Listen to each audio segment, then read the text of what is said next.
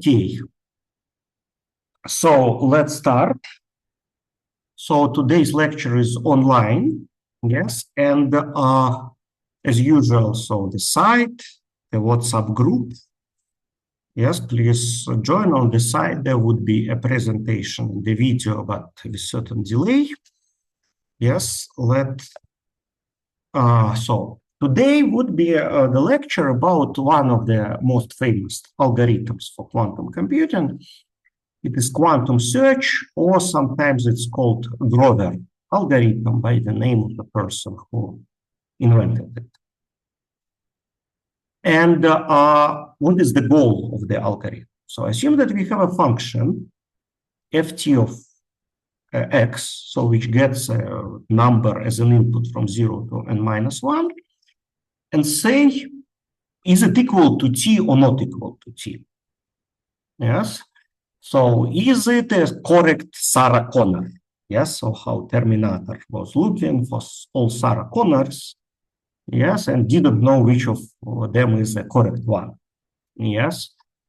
So we have this function, we can run it with any input, and we have a goal to find value of t. Yes, and the classical algorithm is exactly how in the movie it was done. Yes, so he was trying to, like, zero Sarah Connor executed f of 0, after the second, the first Sarah Connor f of 1, yes, and so on. Yes, until he get a result 1, a positive result. And typically it would take the same number of executions as you have numbers, possible input values for x. Can you see the mouse pointer? Yes, you can. Yes. Yes. Yes, so, and this is a classical algorithm. Yes, let's try one by one. And the question is, can you do this better? Yes, and here this is a question, how you have implementation of function f. Yes, but in general, it's possible. Yes, so you ask a typical question about PNP problem. Yes, so that you ask, is something is correct? Yes, and you get answer 1. Yes, if everything is correct. Yes, is the time schedule for your classes is correct, so that no one of the students is at the same time in the class, no two classes are in the same room, no teacher teach at the same time two different classes. Yes, and this is typically very easy to check if it is true, so to get value 1. Yes, but to create such a timetable is a very hard problem. So can we make algorithm faster on quantum computer? And let me stress attention that here we have only one value for which the answer is 1. Yes, so only one value of input, for which it is the answer is positive. It would be used in the algorithm because if I pose a question, can we make faster on quantum computer? Yes, then the answer is actually yes, we can. Yes, but the first question is, what is quantum F? Yes, and before we had the notion, yes, of quantum oracle, but for this purpose, yes, we would use a different note. We assume that there is a function operator I such that on all basis states, it acts, the result is either these basis states, on all basis states x, the answer is either x or minus x. And it is minus x only for value x equal to t. Yes, only for this. And this is also, in a certain sense, the way how you specify that there certain special t is different from others. Yes, this is another way to specify. We will use at some moment this mathematical notation for it. yes, which is written here. Yes, it's so it is identity, yes, identity on diagonals. And the second thing is that we subtract 2 times outer product of t with t. Yeah, so if you substitute here anything anything except t, yes, then the second term vanishes. And if you substitute t, x equal to t, then x, oh, okay, it should be written like this, yes. Sorry. And if you specify, substitute x equal to t, yes, then t, scalar product t is equal to 1, yes, and we will get t minus 2t, so minus t. So this, the bottom is equivalent to the top one, yes. And what we will assume during this class, that we know such implementation of IT. Yes, it's out of the scope of the algorithm, so it should be given from somewhere else. And we had a notion of quantum oracle before, yes, and I discussed relation between quantum oracle and this operator IT somewhere in the middle of the class. And so long story short, if you can implement quantum oracle, you can implement this operator IT, and this would be easy. And so how algorithm works? So first, we would need, and this is critical, so I will speak only about one realization of algorithm, but there are possible different realizations. But what is always necessary is that we have a state S and some operator U such that the value of such scalar product is known for us, even that we don't know value of t. Yes, you ask me how it is possible because t is included into the scalar product. Yes, so that's quite natural to assume that to know the scalar product, we need to know all those values, but actually not. Yes, and this is the answer, how we can get it. We can get S to be equal to 0, and the operator U to be equal Hadamard, tensor Hadamard, tensor Hadamard, and so on. And the reason is that if you apply Hadamard operator to the state 0, you will get a equally distributed sum of all possible basis states, yes? So you get all basis states, you consider their sum, and just normalize to have a norm of operator to be equal to 1. And after this, whatever is t, it coincides with one of the terms. So here should be k, yes? It coincides with one of the terms in the sum, so the scalar product with it would be equal to 1, and the scalar product with all others would be equal to 0. And this is independent on what is value t. Yes, and so we know the scalar product. Yes, so we know that its value is here. And using this, we will see an algorithm. And first I will show the algorithm, and only after this I will explain why it works. Yes, because there is, like with the first view, there is no reason why it works. Yes, we consider a special operator Q, which would be defined by this formula as here. And IT was this operator which puts minus x for x equal to t. And the IS is a similar operator. Yes? So IS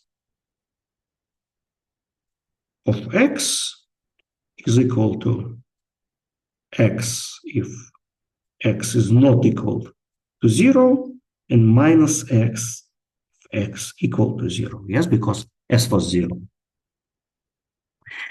Yeah, so we get it. And now we just do the following. We start with the state US, so other Mars applying to 0, and apply operator Q some number of times, and this number of times is expressed in this formula. Yes, and okay, please forgive me the fact that P over 4 times square root of n is not an integer. Yes, let us consider some integer which is close to this value. Yes, so we just apply k times. Yeah, we just apply this P over 4 square root of n times the same operator. Then we will be in a certain state, psi, and we will just measure all qubits. And with high probability, and I would not give exact value of what means high, but like I will explain why it is high, we will get as an output of measurement the value t. Yes? So this is how it works. And up to now, it could look like a miracle. That's because why this operator Q is so special, why we need to have exactly this number of iterations of operator Q. Yes, and the algorithm looks like not something smart, but just repeating the same things. Yes, okay. So we have this. And now the explanation. And first, I will start with a geometrical explanation. And only in the end of the lecture, I will provide analytical explanation. Yes. So geometry. We are in a capital N dimensional vector space. And we can use geometry, this thing. We can have the hyperspaces, vectors, angles.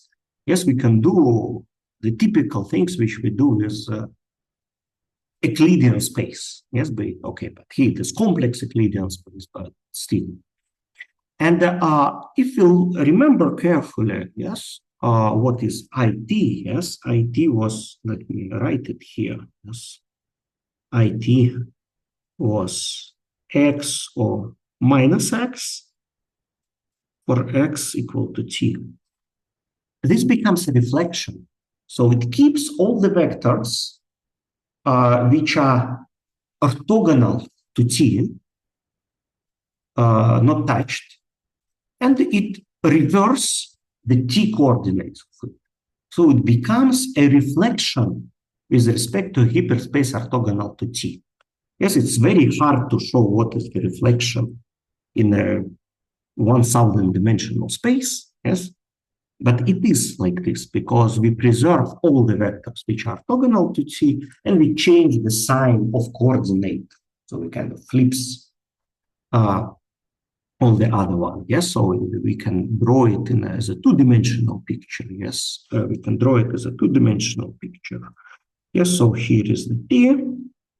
Yes, so here is the subspace which are orthogonal to t. Yes, so that's, say, t orthogonal complement.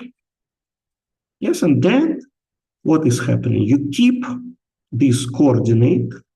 Yes, so this coordinate would be the same.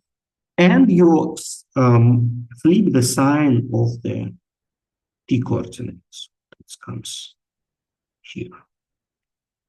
Yes, so this is what is happening here. Now, let me come and see what is for S. So IS is the same story. It's a reflection, but with respect to hyperspace orthogonal to S.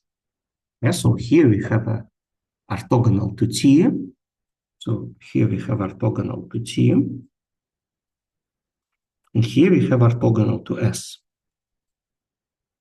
Hyperspaces. What if we put U and U conjugate? Yes, on the left and on the right. Remember that U is a unitary operator. So U conjugate is the inverse of U. So this is just a conjugacy. So this is just a change of coordinates. So, and looking on everything, that's the combination of those three operators becomes a reflection with respect to a hyperspace orthogonal to US. So we consider US and reflection with respect to its orthogonal complement. So now let us recall the geometry, and we see that the operator, yes, is what is the composition of two reflections. Composition of two reflections is a rotation. Yes, and here it is shown on this picture. Yes, that you consider, you start with a vector US, you reflect it, and after this you reflect, so here is omega is t, yes, sorry, omega is t, yes, and S, just a second. Okay, don't pay attention to this picture. I, by some reason, got lost in it. Yes, but what we have, you have a vector t, you have a vector US, and I draw it like this because later we will see that they are almost orthogonal. So they're not orthogonal, but the angle is very close to 90 degrees. Yes, and what is happening? Yes, so here is the angle alpha, and you first do reflection with respect to a hyperspace orthogonal to T,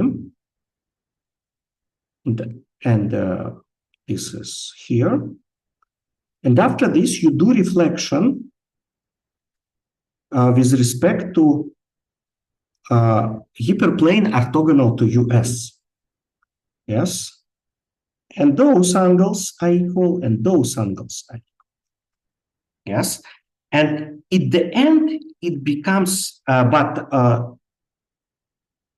this angle together, yes, is pi minus alpha.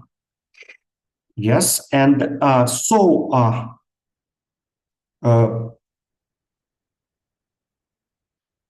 or pi half. So in the end, it becomes a rotation on an angle which is twice the angle between US and T. Yes, I think possibly that I explained this a bit with a bit confusion. So now it is a very good time to ask a question.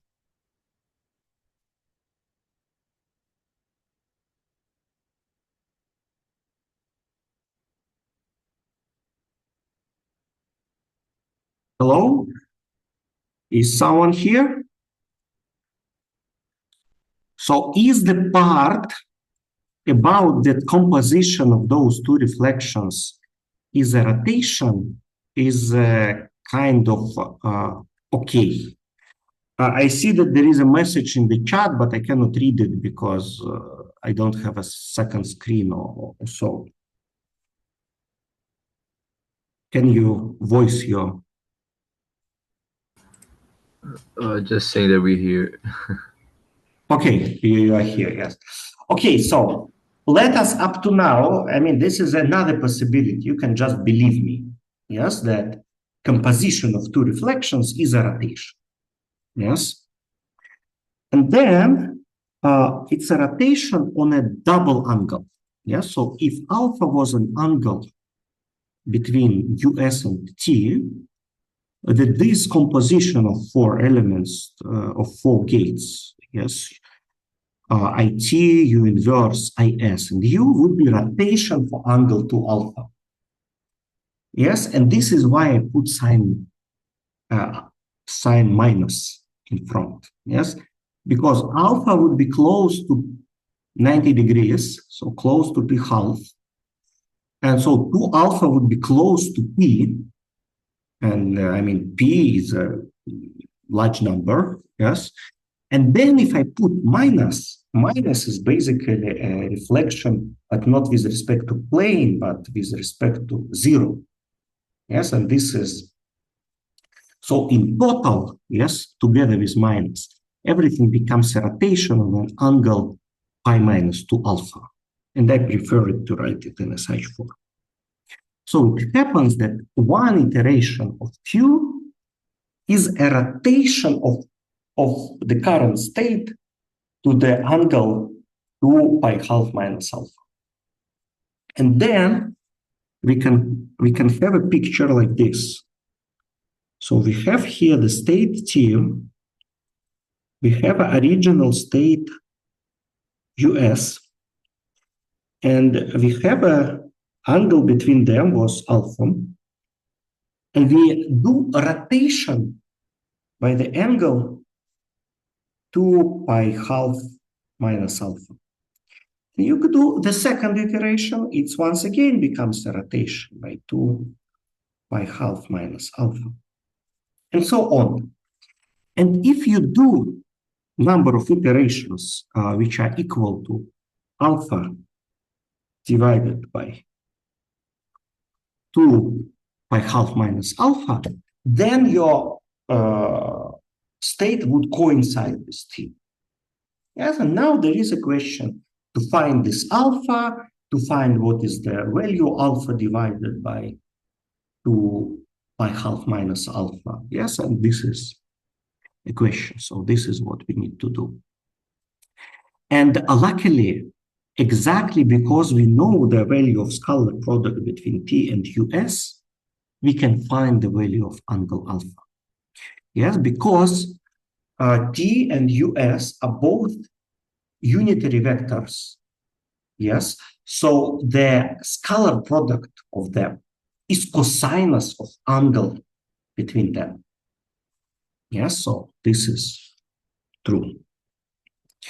And since, this value is small, so it happens that cosinus is close to 0. Yes, so that means that angle is close to pi over 2. In that case, it's more convenient to represent it as a sinus of this thing. It's just for convenience. And for small angles, sinus is approximately equal to the value itself. Yes, and I don't use exact equality. Yes, I consider the pi half minus alpha here just as an approximation. And in that case, we can approximate the thing which is down. Yes, the thing which is here. Yes, so alpha is approximately pi over 2. But this is approximately pi half minus alpha is approximately the scalar product, and we substitute all of each other, and we got the value pi over 4 square root of n. Yes, and after such number of iterations, yes, if we come back to the picture here, the angle would be approximately 0. So the state of psi would be almost the same as state of T. Yeah, so here we will get state psi. Yes, and it would be very close to the state T. So this angle would be extremely small. Yes, and then if they almost coincide, then if you measure the state psi, you will get value T with very high probability. And this is how it really works. Later, I will show on a simulator today how it actually operates. Yeah, so this is the algorithm. And what I would like to mention, yes, that we used, yes, we used this number, we use this number of steps, and we cannot use more number of steps, and we cannot use less number of steps. We should use a kind of exactly close to this number of steps. Because what happens? Because it is always a rotation. So first we become closer and closer to T. But if we consider continuous iterations, we will rotate more far from t, yes, and so on. Yes, so this would be movement like this. Yes, so this is my hand is a correct direction, and I rotate my state like this. And this is on this graph is the probability of getting a correct result if you make certain k number of iterations. Yes, first, if you do zero number of iterations, it's almost zero. Yes, because the angle is almost 90 degrees, so you almost never will get a correct answer. After this, you start to rotate, and probability increases until you reach the moment when the angle is small. And when angle between the correct state and your state is small, then the probability of getting correct answer is high. Yes, it happens for several iterations. Yes, like this. So while you stay close to angle, and thanks that cosines have a quadratic tangency, so that's not exactly for one value, but for several. Yes, and after this, it starts to decrease again. Yes, it reaches the situation where the probability is almost zero, start to increase again, and so on. Yes, so it goes up and down. Yes, and kind of the optimal value is here. Yes, and for large n, this is pi over 4 square root of n.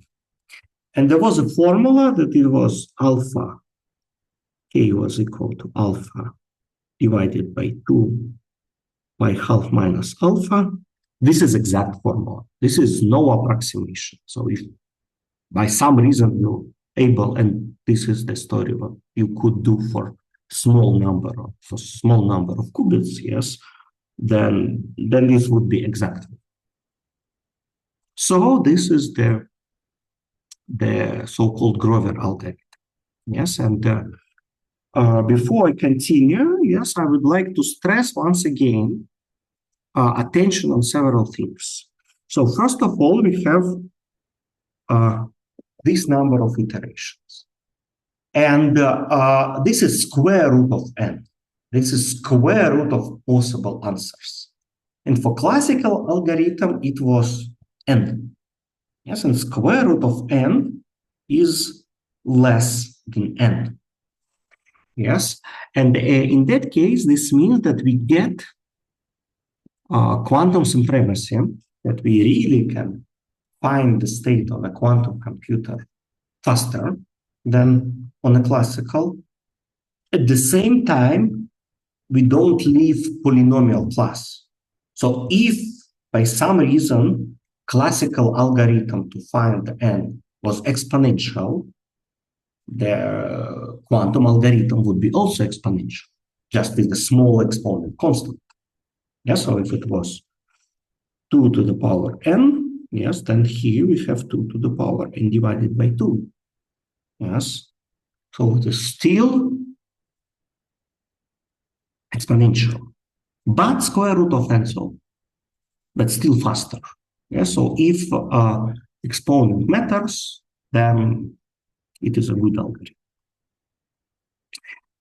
The second thing on which I would like to stress attention, that there was a critical moment that even that we don't know t, we constructed such s and u such that we know this scalar product.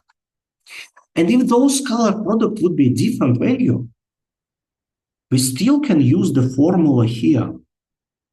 Yes, and we still will go to t. Yes, so this was the driving story. Yes, so there was a driving story that we constructed reflections, and composition of two reflections is a rotation. And the second thing that to calculate number of iterations, which we need to do, we need to know this angle. And to know this angle is the same as to know the scalar product. Yes. And this is a critical thing because there are other problems which are the certain modifications of a quantum search, where you also can know a similar value and repeat a similar idea.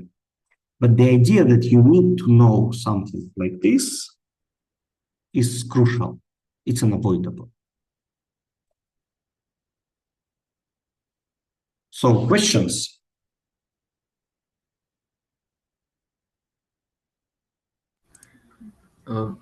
But okay, we need to know it, but don't we already know it? Like, I don't get it.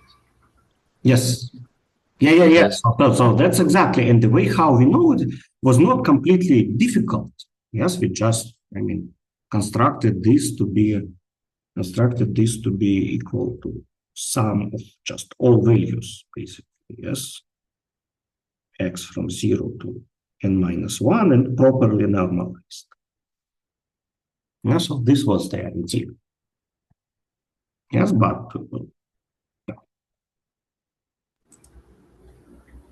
All right. we know it, and because of this, it works. I try to, how to say, to highlight what was the critical part and which part could be replaceable in the algorithm.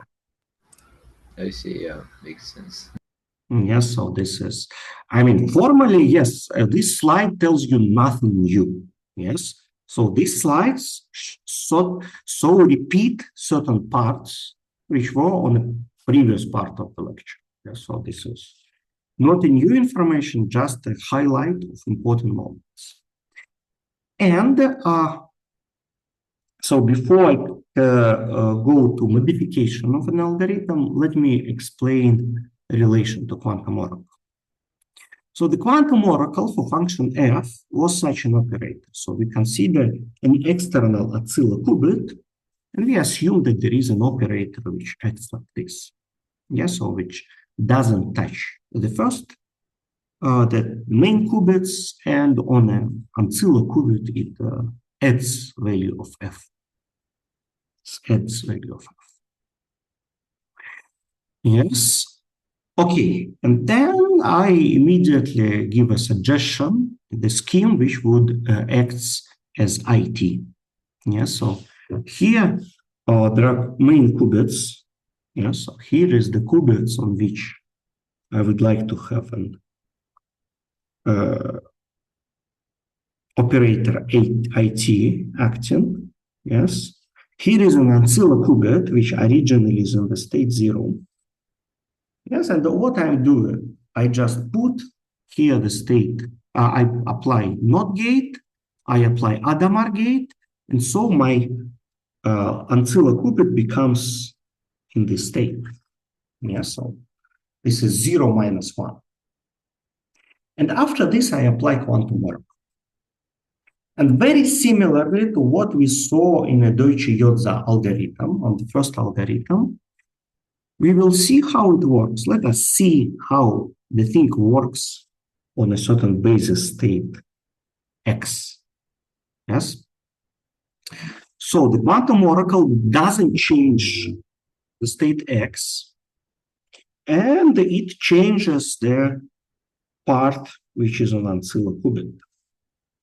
Yes.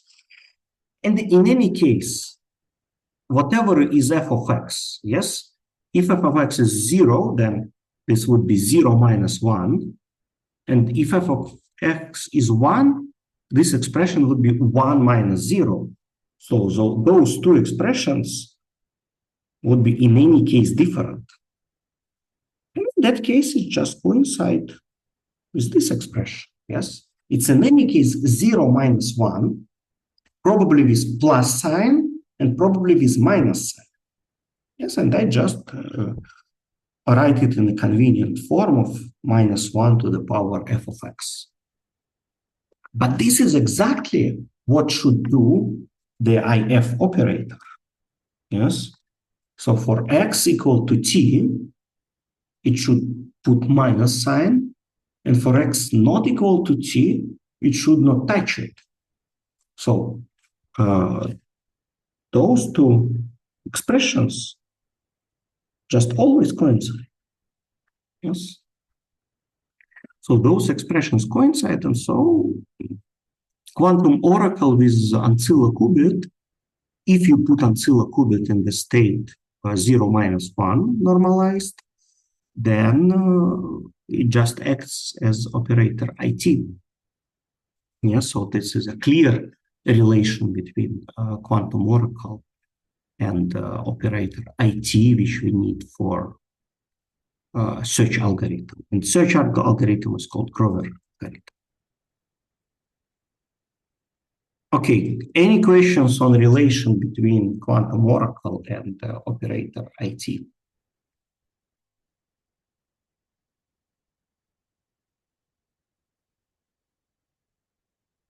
Okay, yes, so let me now show certain modification of it. Yes, so assume that we have a function f, and it also has value 0 and 1, but it has value 1 not only for one value of x. There are several values of x for which it is equal to 1. And we know this number. So we know that it is 10 correct answers. Yes, we know that this number 10. But we don't know what exactly are values at which it is achieved. Yes, and also I will assume, I didn't wrote it here, that L is much smaller than all number, that the numbers of possible inputs. Yes, that, okay, still it is a rare event. Yes, and goal is to find one of the values x for which f of x is equal to 1. So once again, to find if you have a function which checks is the answer correct, to find one of the correct answers. But here there is a problem that, okay, we need to know the number of those correct answers. But, you know, sometimes in combinatorial problems, you can do this, yes? Find number of partitions into some form, yes? And sometimes there is an answer to this combinatorial problem, yes? Okay, so how to do this? So first of all, we need to construct analog of operator, which was IT. Yes, and for this we will introduce two sets, G and B, and G refers to good. So this is correct answer. So the values of x, where f of x is equal to 1. And B, set of bad, not correct answers. So this is set of value x for which f of x is equal to 0. And operator IG would be the same as for one correct answer, yes, but now we put minus x for all correct answers. So if answer is correct, then we put minus sign in front of this basis state. Okay, so this is the, I call it IG. This would be an analog of the operator IF, which was there. And by the way, you can get it by a similar way from the quantum oracle. So you don't need to change anything. Yes, you just apply, have ancilla qubit, put it in the state 0, -1, and apply quantum oracle, and this would be the value IG. This would be an operator IG. Okay.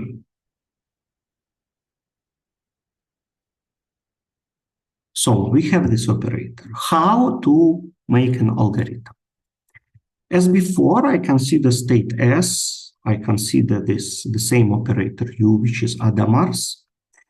I consider the same operator Q, which is a composition of IG, U inverse, IS, U, and minus sign, and apply it to US several times, and now I change number of types. Okay, so here the new number of types. So I highlight in red the moments which are different for search of one correct answer and search of multiple answers. So you replace the operator IT by operator IG. Yes, and you reduced number of iterations which you do. And after this, you measure all qubit, and with a high probability, you get one element of the set G. And why it works? The idea is very similar. Yes. So let me introduce two states. One would be psi good, which is the sum of all correct answers, properly weighted, normalized to 1. And psi bad, the sum of all not correct answers. And what I would like to observe, yes, and this is important, that first of all, they are orthogonal. Yes, I don't know why I didn't write it here. Yes, yes, I didn't write. So they are orthogonal. Yes, so scalar product of psi bad and psi good is equal to 0. Yes, because each element in the sum is pairwise orthogonal. Yes, because they are basis states which not coincide. Yes. The second thing, that the US, yes, so the sum of all indexes, yes, lies in the space spanned by psi good and psi bad. Yes, so this is exact formula. We just can provide exact coefficients, which tells that, okay, US has this form. And now, once again, we need to know this for future. We need to know such scalar product. And we know it because, okay, you can represent US as a sum. Yes, and after this, questions?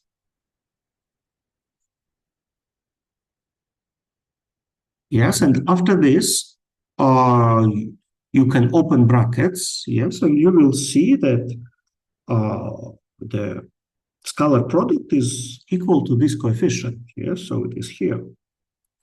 And once again, so now we will do our best to put the system in the state as possible close to psi good. And if we are in the state psi good, measure all qubits, then we will get one of the values J, which is the correct answer.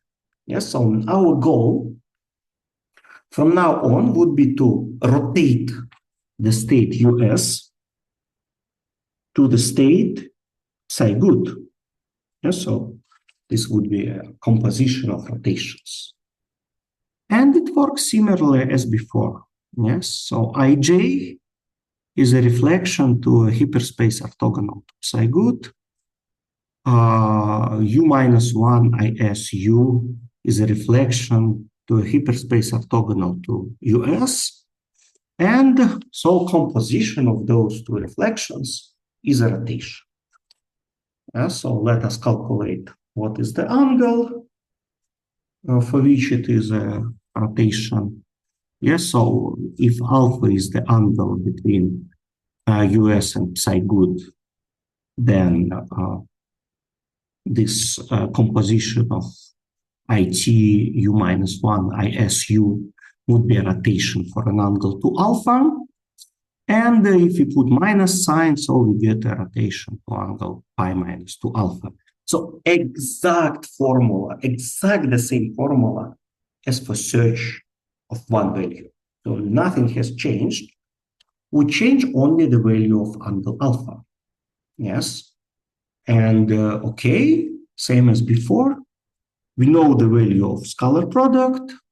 So it becomes cosinus of angle. So it is approximately pi half minus this angle. And okay, in order to be able to write this almost equivalent, yes, I need the fact that n over L is small. N over L is large, yes? So I need that L is much smaller than capital N.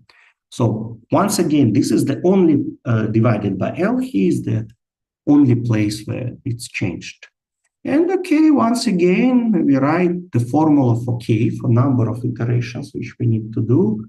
And this is the same formula. And up to here, the formula keeps the same. And we just need to substitute a new scalar value of scalar product. And this becomes this number. And so this means that after this number of iterations, angle between psi and psi good would be very small. And then if you measure psi, you will get with a high probability one of the values from the good set. So it is once again geometrical approach. Later I will show analytical approach, so how to write the same with matrices and so on, not use the rotations inside. Questions, which I would very appreciate.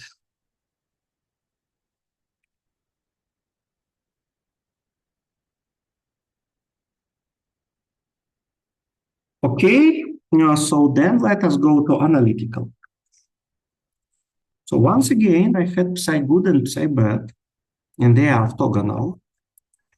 Yes, and let me consider two operators, like with a strange notation, called U1 would be just ij, and U2 would be this minus U, is, U star. So is and conjugacy by U of it with minus C.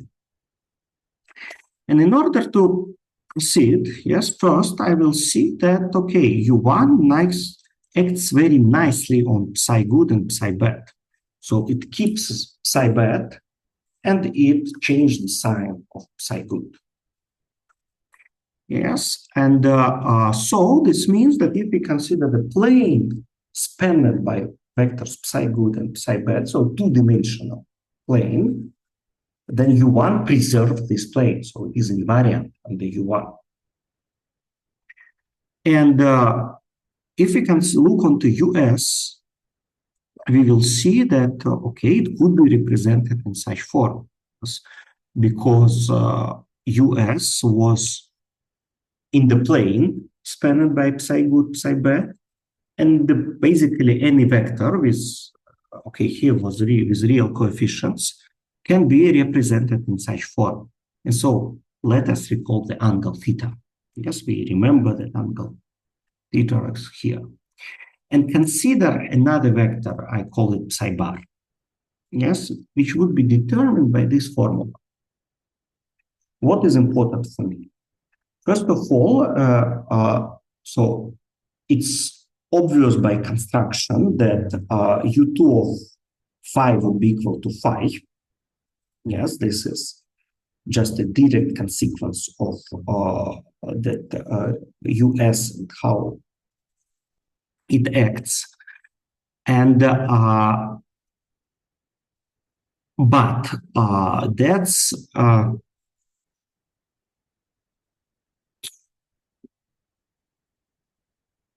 slightly more difficult to show, but it's possible to show that U2 of psi bar is equal to minus psi bar. So I will not prove this inside the lecture, but on the next slide I show how such type of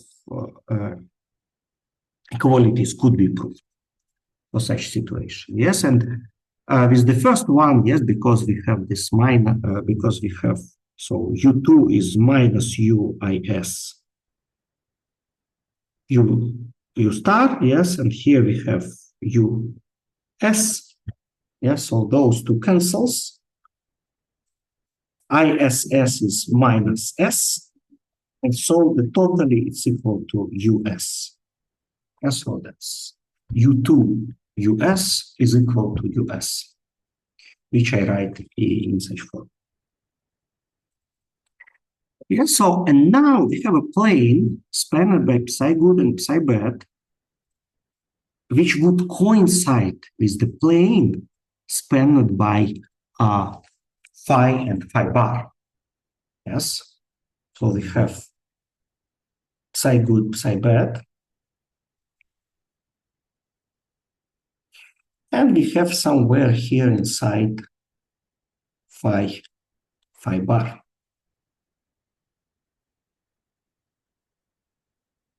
But all of this is a two-dimensional object. And two-dimensional object is, very nice story. Yes, we can easily calculate everything which is going inside there. Yes.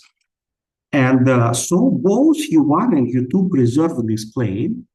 So, and because our initial state was inside this plane, so US is inside this plane, and we do only operations which preserve this plane, so all intermediate vectors will be inside it.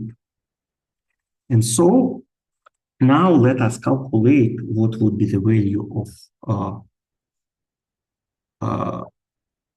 U applied to some vector there. Yes. So recall that we have those properties. Yes. And now, so that's, let us show step by step. Yes. What would be the value of image of Q applied to psi good? So how it acts on psi good. So it is U2, U1, psi good, U1, psi good. We look here, it was equal to minus psi good, so we put it here. Yes, and okay, we have those two expressions, and we can use them to find what is psi good in terms of phi and phi bar. So here I wrote the expression. Yes. And okay, now we remember that U2 of phi is equal to 5 and U2 of phi bar is equal to minus phi bar. So applying U2 here gives us this element. And now I want to represent back in terms of coordinates, in terms of vectors, psi good and psi bad. So I use once again this thing, and I substituted here. I look what is preserved, what is not. I looked at what would be the coefficient in front of psi good. Look what would be the coefficient in front of psi bad, and it happens that it is equal to this expression. I mean, this is a calculation. So I think give you good 30 seconds to look on it. Yes, and to check or believe me that this calculation is correct.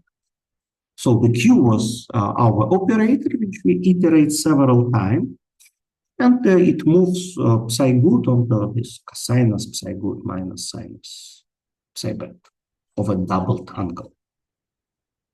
Basically, what is written here is the analytical expressions for the fact that composition of two reflections is a rotation, but in two-dimensional space, which is spanned on by psi good and psi bad. So sometime we need to look into those expressions.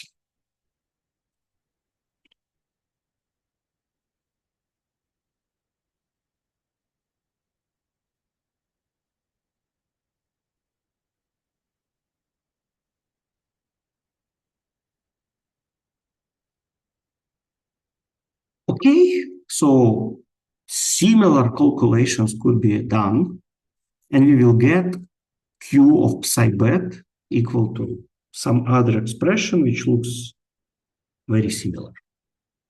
Yes, and in that case, we can write it in a matrix form. Yes, so I just repeat the expressions and write it in a matrix form. So Q applied to psi good, psi bad is a matrix 2 by 2 applied to psi good, psi bad. Yes, and each vector could be represented as a linear combination, psi good, psi bad. So this can be can be calculated by this expression. But this matrix, yes, it's matrix of rotation. Yes, it's possible to show that the case power of this matrix would be just this one, Yes, and okay, you need to prove this somehow. You can do this either by induction or via exponents of matrices, what you prefer. Yes, but still this is a statement about matrices 2 by 2. Yes, so it could be proved. Yes. And in that case, this is exactly the rotation. So it tells that actually each vector, yes, case after k iteration of q, this is a rotation by angle to k theta. Yes, and now, okay, the same thing which we need is just to look on the angle which was between us and psi good, and to calculate how many k we need to get this close to psi good. Yes, and okay, that's it. So later, yeah, so now once again round of your questions after this 5 minutes break, and I will show how those type of algorithms works on a quantum computer. So I will show the circuits which implements this. Questions?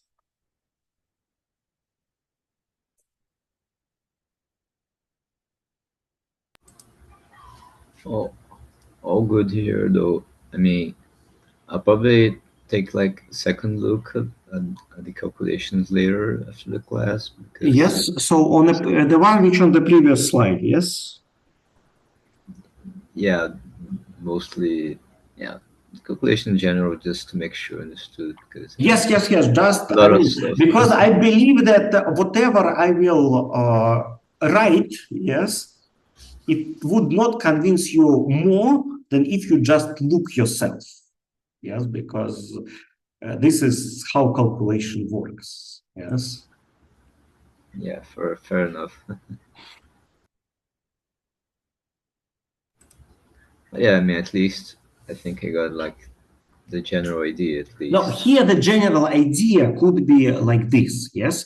So this is a questionable, it is a question why I get in the end exactly this expression. This is a question.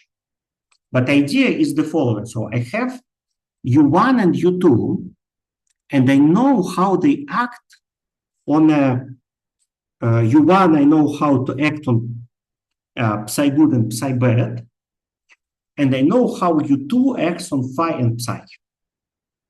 Yes, and in that case, idea is the following: to apply U1, I would like apply it in the basis psi good, psi bad, and I would like to apply U2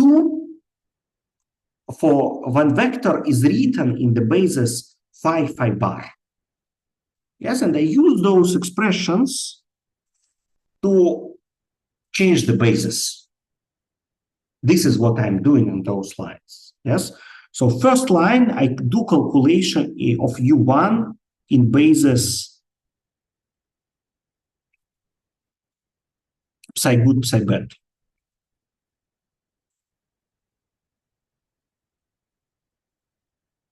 Yes. Second line, I write psi good, psi bad in terms of I change the basis and apply U2. Change basis to phi bar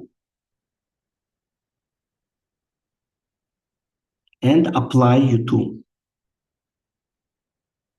Yes, because apply U2 in this basis is very easy. Third line, yes, so this is the longest line. Yes, I switch back to the basis psi good, psi bad.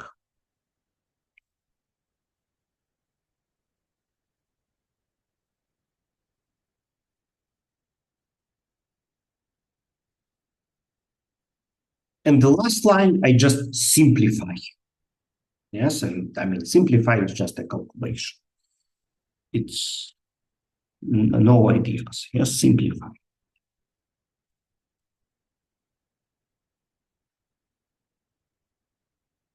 Yes, and the rest I think is how to say is better just to do this by your hands. Yeah, that actually helped a lot. Yeah, Thanks. yeah, yeah. Okay, yeah. Thanks. I mean, yeah. I understand that. I separated in several lines because of some reason. Yes, and this reason, yes, so that's good idea to formulate it. And about the image of Scibet, you do this with the same steps, yes, and just get different result, yes, because you started with different vector. Yeah, it makes sense. So I think something that was confused about was about the basis changes, because if I understood correctly, you were claiming that basically any state. Let me see, that's correct. So basically, for any state, you'll be able to represent it as a linear combination. Speak of psi good and psi bad. Is that correct? No, not any.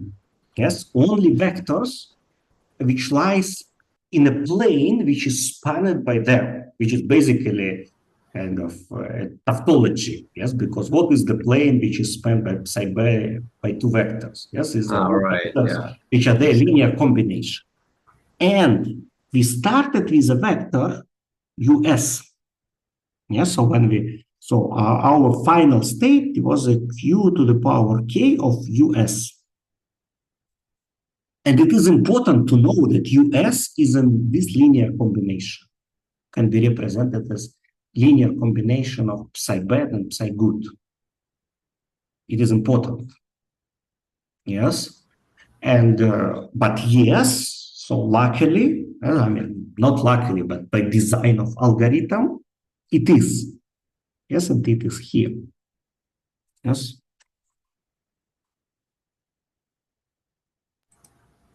Okay. Yeah. Um, and here U would be that composition of the Hadamard operator, right? Yes, U is just Hadamard operators. And Hmm. in that case, US is normalized sum of all basis states. Yes. Psi good is a normalized sum of good states. Psi bad is a normalized bad states. Yes. But if you remove the word normalized, yes, then US becomes a sum of psi good and psi bad. Yeah. So all states, sum of all states is sum of all good states plus sum of all bad states. Yes, and because we have word normalized, we need to have non-trivial coefficients, and those coefficients are hidden here in the phrases sinus theta, cosinus theta. I use theta because I'm afraid to confuse what is the relation of it with alpha. I believe, yes, that it is equal to pi half minus alpha. Yes, but I mean, it's not, it doesn't matter much. Yes.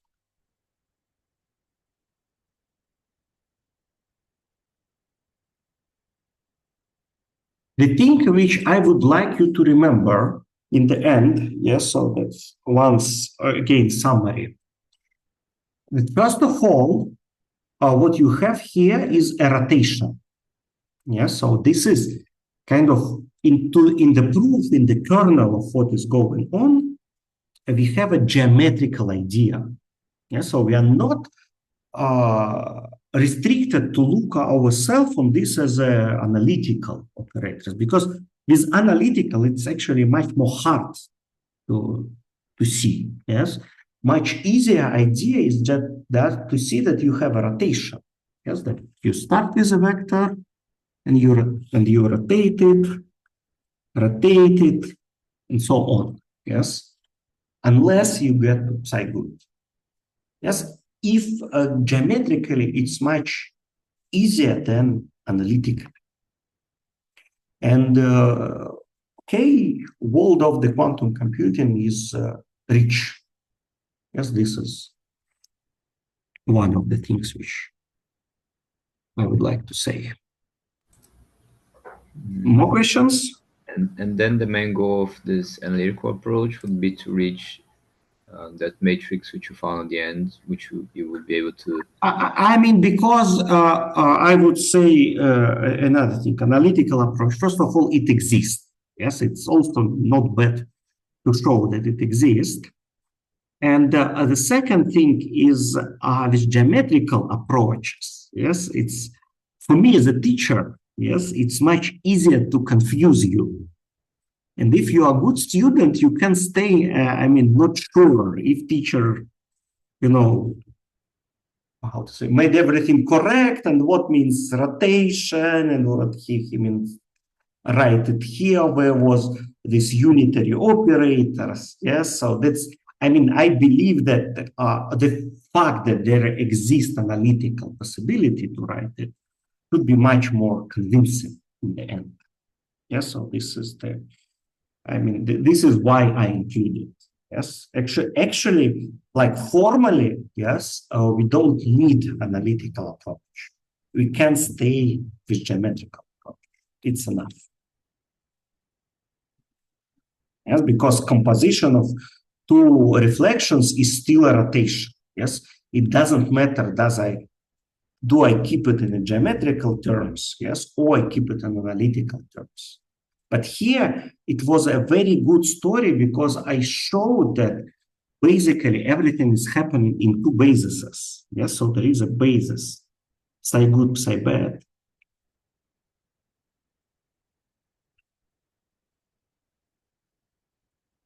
And there is a separate basis, and there is a separate basis phi bar. Yes.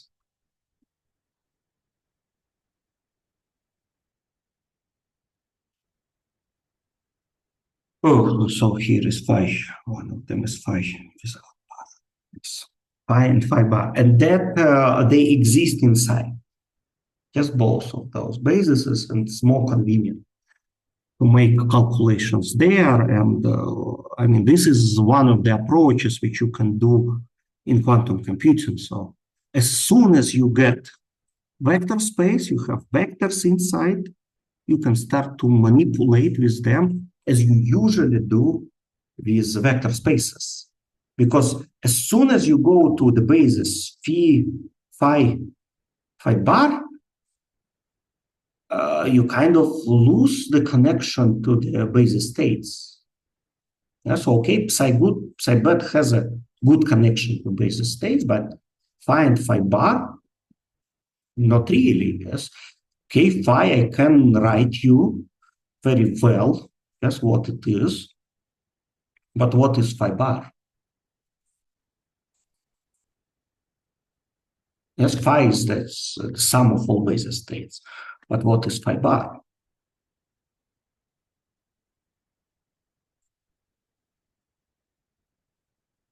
Okay, I can write it, but still, it's not so obvious. Okay, hope I answered this question. More questions?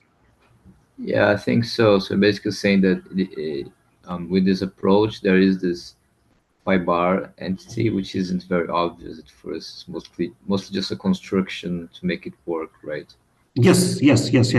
Just, but the idea that is kind of to make you more brave with working with vector space of quantum states, that you can do in it. I mean, I just did here a certain exercise in a linear algebra. Yes. I mean, that's, you are not forbidden to do this. You are allowed and you are encouraged, basically. This is the message. Yes, in a certain sense. That quantum state have the full possibilities which you have in a linear space. So you should not restrict yourself only on the basis of basic states, of basis states. Yeah, so you can do calculations in whatever basis is convenient for you. Yeah, that makes sense. Okay, let us now have 5 minutes break. Yes, please recall me to resume recording. Yes, after this, and I will show how those algorithms works in implementation in computer. Okay. Okay, so that's.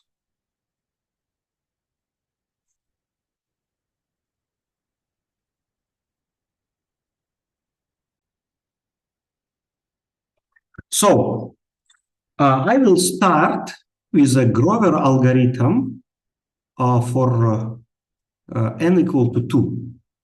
Yes. And okay, let me open Designer. Yes.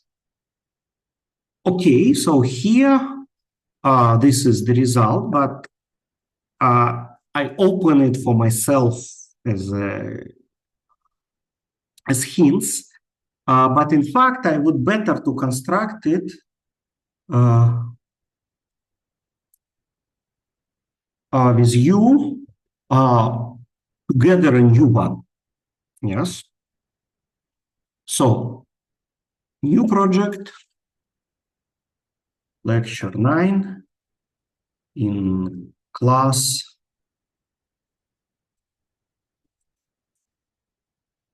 n equal to 2. Yes, 2.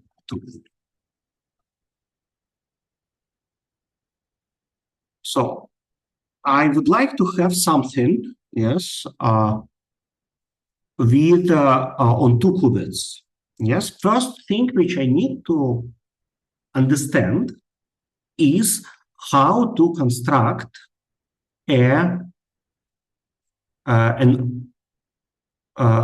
this operator I. Yes, and say I suggest idea to go via the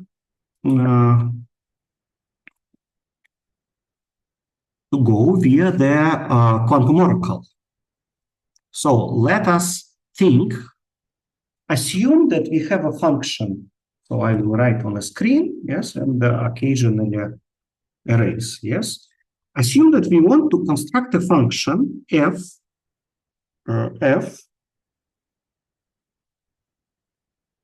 yes, of x, which is equal to 0 if x is 0, 1, 2, and 1 if x is equal to 3. What quantum oracle, yes, the one which would act x 2 qubits, y 1 qubit, which would act this way. Which quantum oracle you know? Let us, so I know the answer, but let us do this together. Try to think. Which function do you know which do like this?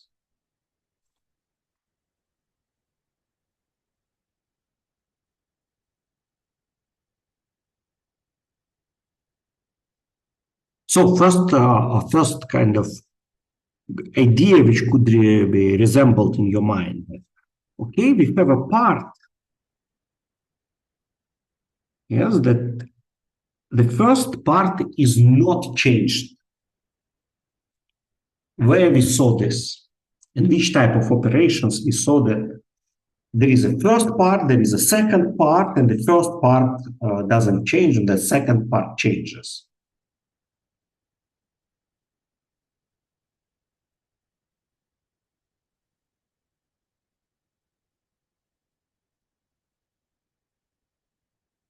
So this was controlled operations.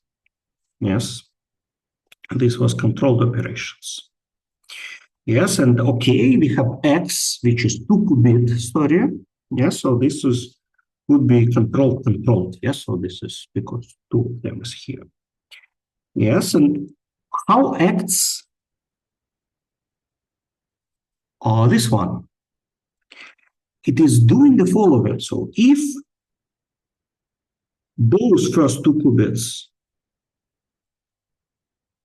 is equal to 1, it changes 0 to 1 and 1 to 0. Yes, and otherwise, it is just doesn't change. And this operation is not. So the quantum oracle for this operation would be controlled not. Yes. So that's controlled not. So this is operation IT. Yes. And let me just create this special gate IT. So for us, not be using the same notation as was in the lecture. So not replace it by I don't know.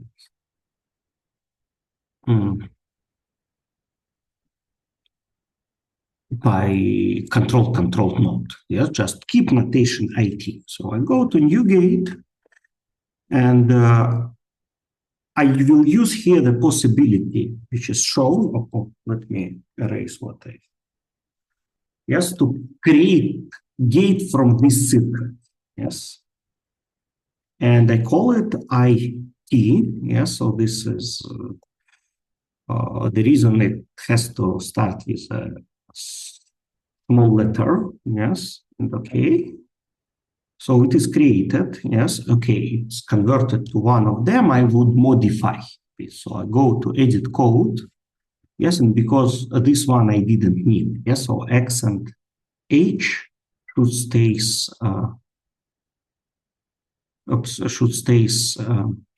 inside. Yeah, so that's X and H I put here. So how we can test? Yes, how we can test that this operation works as IT? Yes, we want to test that it acts IT of 0 is equal to 0, IT of 1 is equal to 1, IT of 2 is equal to 2, and IT of 3 is equal to minus 3. Yes, how to do this? First of all, yes, we can just, this is for us just to practice. Yes, we can just look on this thing. Yes, and look on the simulate. Oops, and this was not a good place to write everything. Yes, and what we see. Yes, let me start with the first two qubits. Yes, so that those two are the main thing of them. Yes, we started from currently our state was 0, 0. Yes, and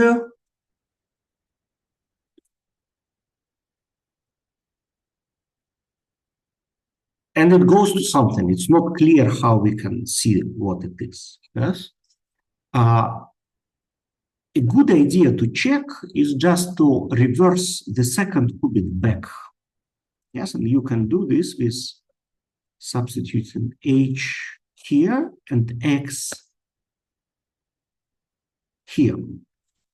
Yes, in that case, if you simulate, you will see everything is in the one state. So the last qubit would be always 0, whatever is here. And here we see that, okay, we started with 0, 0, and we ended with 0, 0 with coefficient 1. But if we start with 1, 1, and how to start with 1, 1? We need to change the first two qubits to 1, 1. So it was 0, 0. Now it is 1, 1. Yes, it's more convenient to draw it this. Yes, so we started with 1, 1. And after this, we applied our Oracle and return back the last thing. Okay, let me see what we have in that case. In that case, yes, we still have state 1, 1, but coefficient now is -1. So exactly it works as it's supposed to work. Yes, and you can play with other things as well. Yes, you can remove one of x's and observe that, yes, the coefficient is 1. Yes.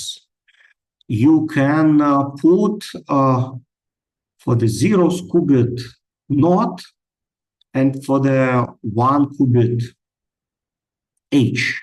Yes, so which will create your sum of 0 and 1. And now, after simulation, you should see 2 of them. So both starts with 1. Yes. And you have both 50%, 0 and 1. But 0 is a positive coefficient and 1 is negative coefficient. So kind of this works correctly. Yes. So this is IT. Yes. And now we also need to write operators H, IS, and H minus U, IS, and U minus 1. Yes. I will make it inside the code directly. Yes. So that's, I will not use the generator. I will just program here. Yes. Oops.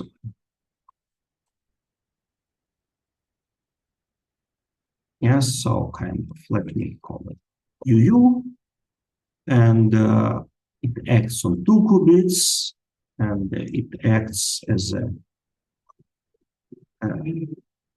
HA, HB. By the way, I encourage you to ask questions. You know, I'm pretty sure that some of my movements could be confusing. Yes. So if you are not sure what is going on, doesn't just ask. Yes. Now, okay, the second is UU inverse, but UU inverse would be the same. Yes, because inverse to H is H by itself. Yes. So that's good. Now the question, what do you think could be an implementation of IS? That's the question. How to implement IS?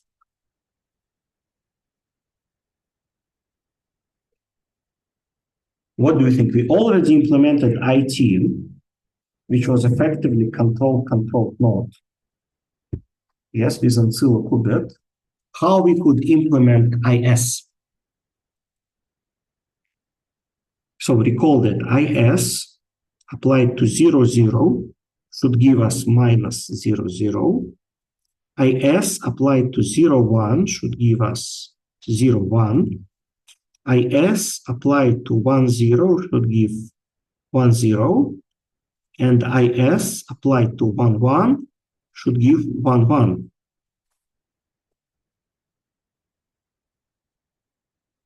So any ideas how it would be implemented?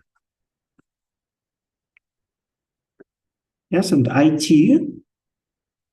in the end was implemented as 2 qubits. Here we have X, H, X, H. Oops.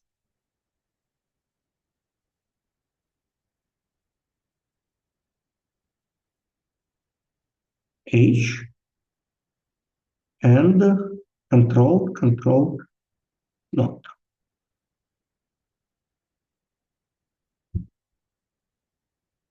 Yes. So how we could implement IS? What modification? So of course the hint that there should be relatively small modification, to get instead of IT, IS.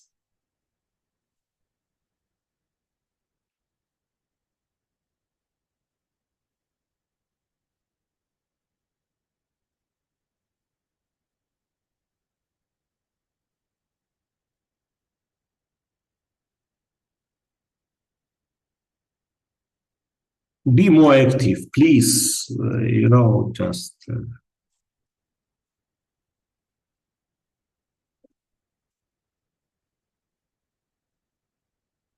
give you all ideas which you have. Or if it is completely confusing, I mean, it's much better than I speak less, yes, material, but that we, all of us understand, that I speak more than which we don't understand.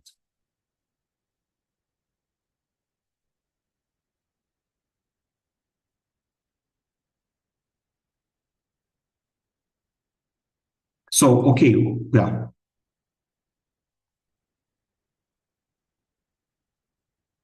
Please, Gabriel, Bruna, Joao, Sadeo.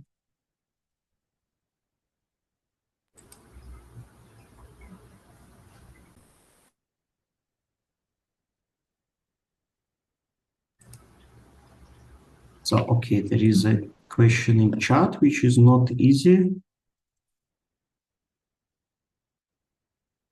Okay, yeah.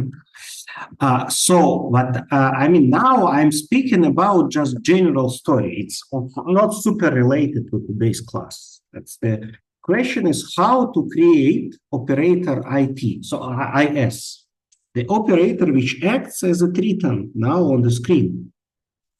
Yeah, so how to create it. And we already created an operator which corresponds to IT. Yes, and remember that IT was that's almost the same, but we just put minus not in front of the first thing, but in front of the last thing. Yes, we put it, I use another color. Yes, we put it in front here. Yes. So let me write it. Yes.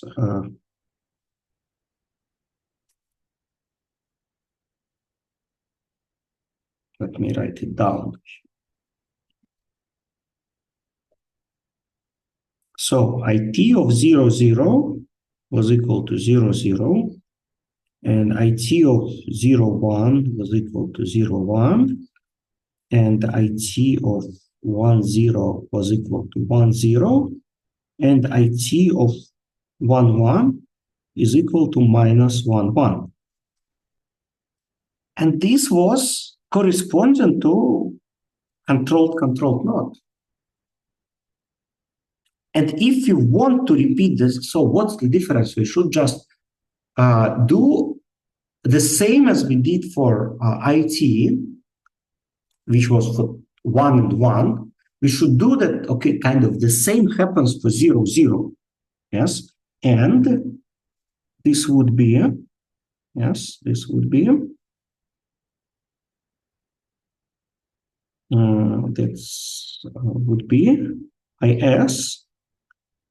This could be used the same scheme, X, H, but here would be controlled by 0.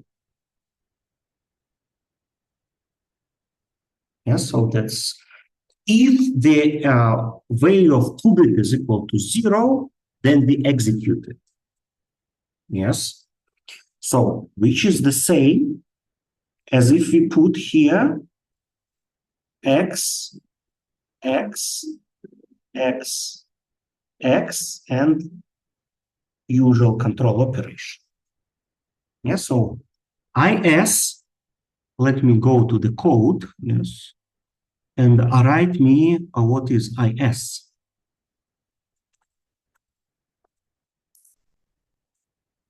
So IS would be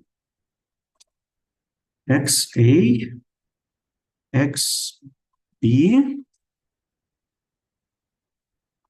XA, xb.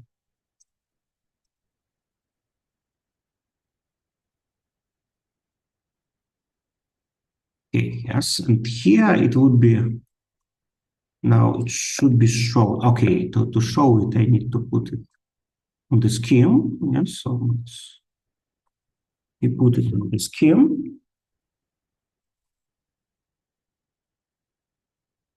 Yes, and so this is how it works. Yes, and let us check that it works. Yes, so for this, we remove IT and we look on what is happening here. Yes, so what you expect should be the outcome of this scheme. If I go to simulate, what should I see there?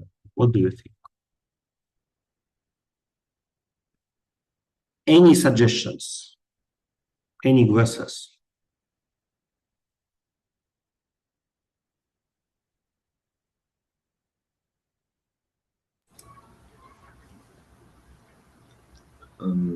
Well, in principle, the first two qubits are 0, right? Because I haven't changed them. Is that correct? Yes, it would be 0, 0, but change with a change sign. Let us check this. Yes. Yes, we see 0, 0. Okay, the third one is always 0. Yes, with a change sign. Yes. And what would be, if I put here, for example, not and not.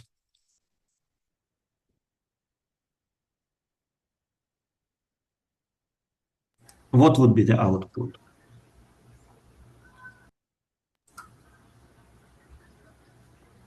Well, in principle, it wouldn't change the sign. Yes, so it should be just 1, 1.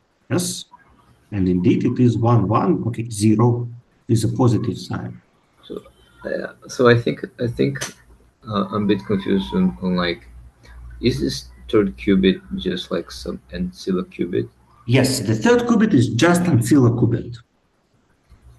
Yes, that's true. So I plan to execute Grover algorithm, yes, of the search algorithm on those two qubits, just for two qubits.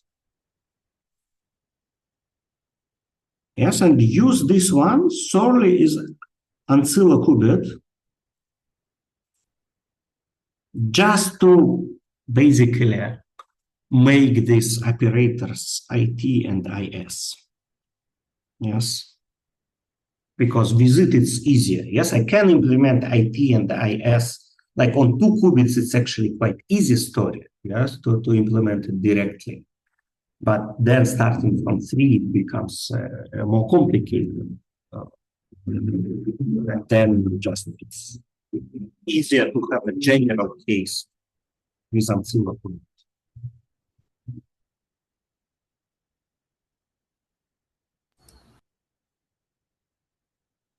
Yeah. And okay, let us practice a bit more, yes. So, but if I remove here not, and I will put here Adamars, yes, what would be the outcome? So if I apply two Adamars in the beginning, this becomes a sum of 4 states, yes, 0, 0, 0, 1, 1, 0, and 1, 1. After this operation, what it would be?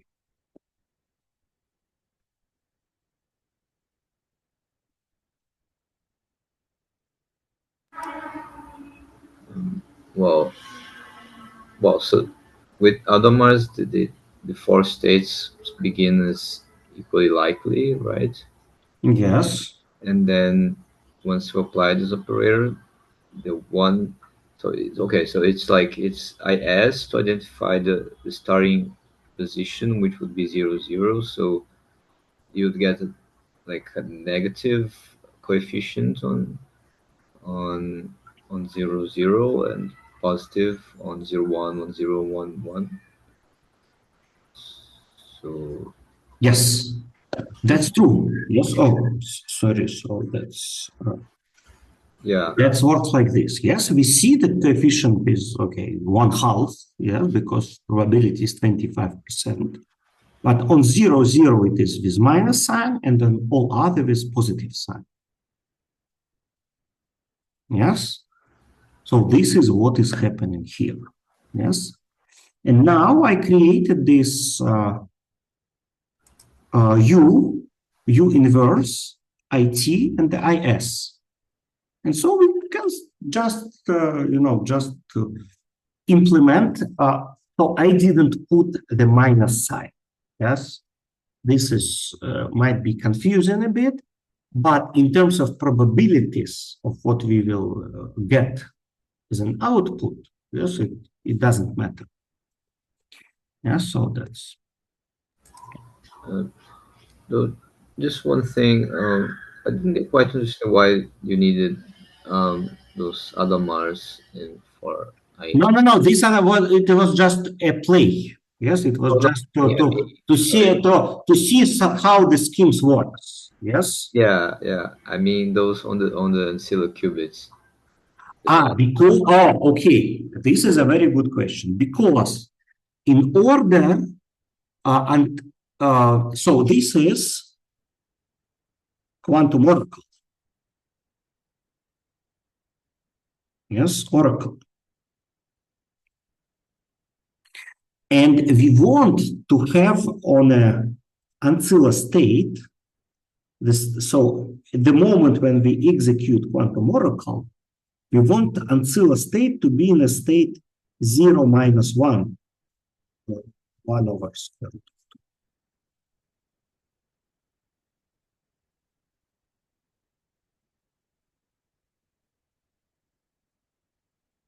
Yes. And this is just a technical way to create here the state 0 minus 1. I mean, you can use your favorite way to make it like this. As this is a technical story that quantum computer always starts with a state 0. So if you want to put it in a state 0 minus 1, you have to do something. Yes, and the XH is just a good way to do this. Okay, but then okay, so it and here I just make it to revert it back, to make it just and after I do HX, it becomes 0 again.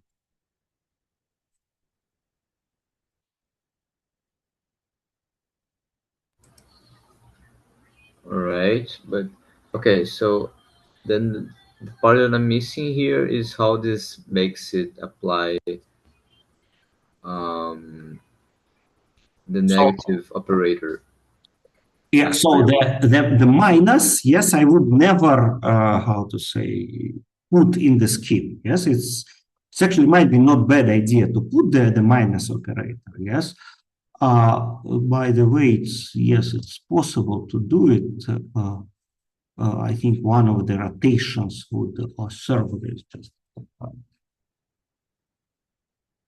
But okay, so that's.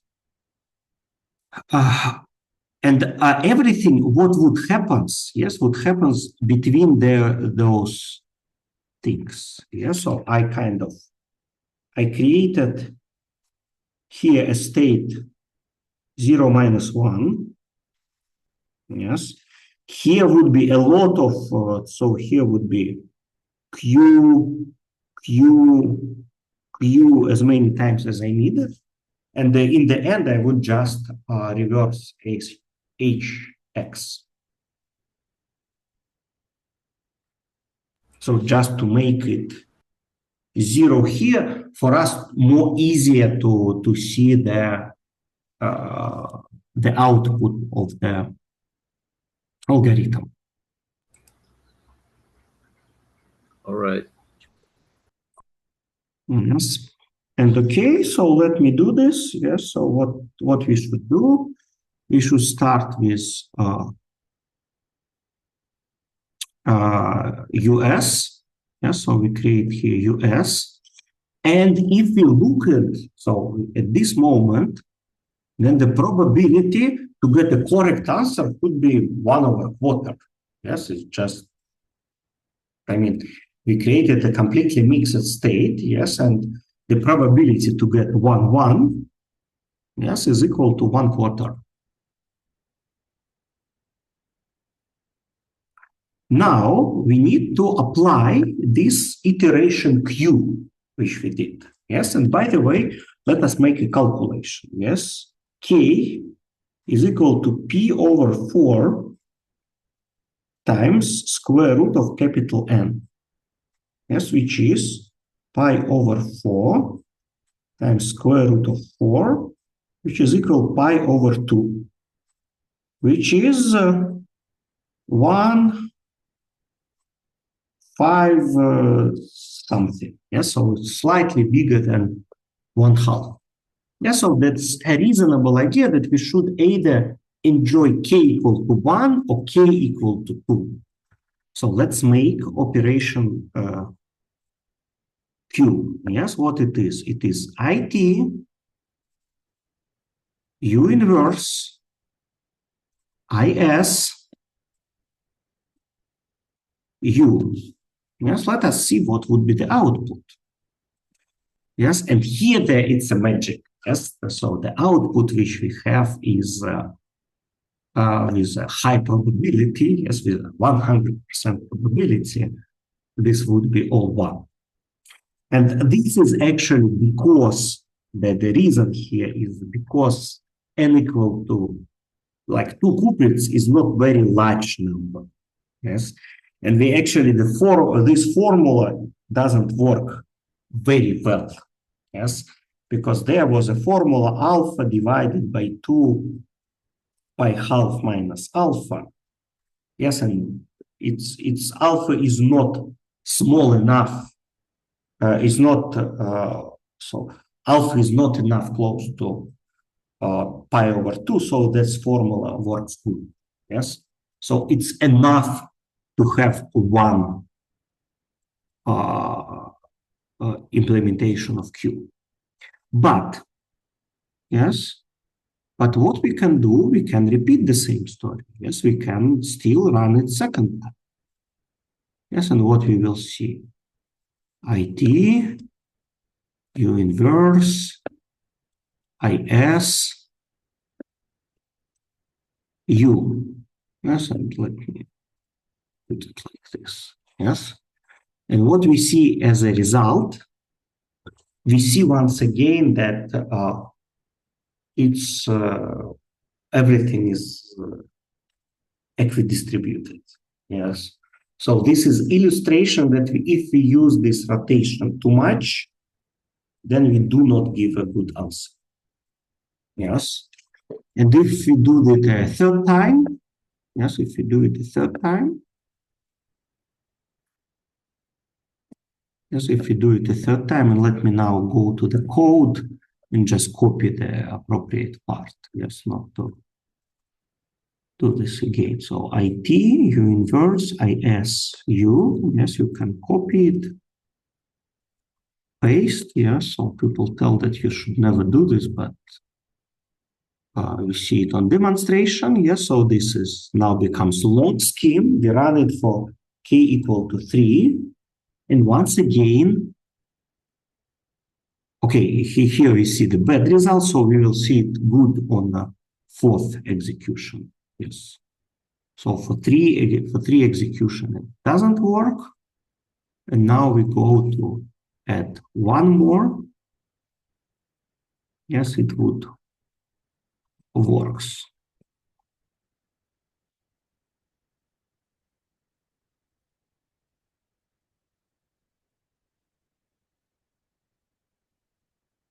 Yes, it would works. And the reason is that because here the rotation is on angle pi/3, basically. Yes, so that's what is happening. Yes, so so it works for k equal to 1 and k equal to 4. Yes, and it would work later for k equal to 7 and so on.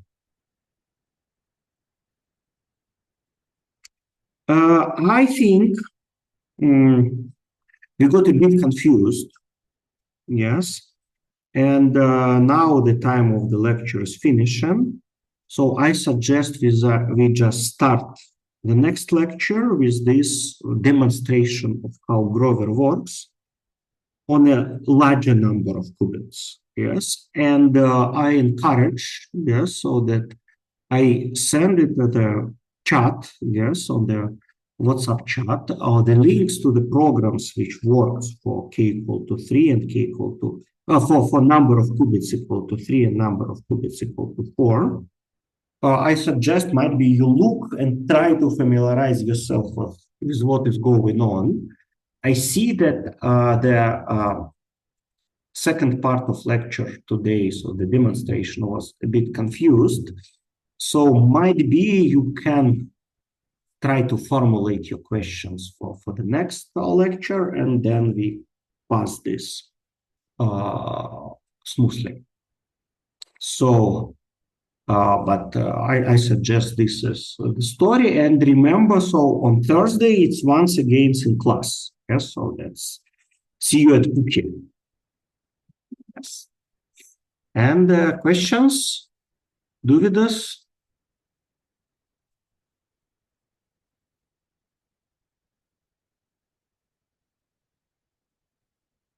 Okay, so then see you on Thursday.